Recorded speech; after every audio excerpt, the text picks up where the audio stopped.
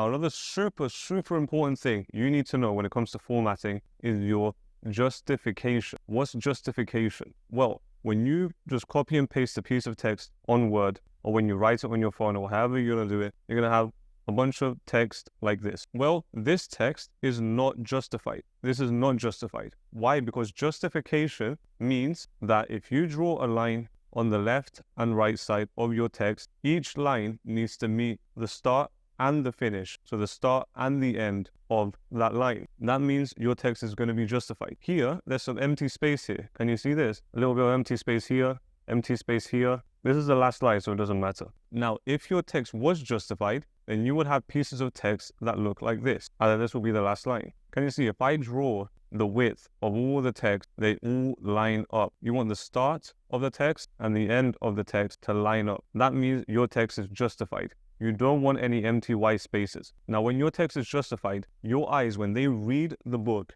they read from start to finish. Start to finish. Now, if your text is justified, it gives you a much better reader experience, and you get a nice organized piece of text when you're scrolling through a book. Then this one is yes, this one is justified. If it's not justified, then your eyes need to start here, end here, then start here again, but then they end here. They start here, then they end here. And this thing here causes fatigue on the eyes, and it's not as enjoyable to read. So if you open up any professionally formatted book, you're going to see that the text is always justified. The start of a line and the end of a line always end on the same vertical line. These always end on the same line, apart from the last line, because the last line, you can't control how far it's going to be. It's going to make the text look distorted. So the last line is okay with not ending, but all the other lines before them in a paragraph need to end on the same vertical line. Again, we're going to talk about this in the practical video as well.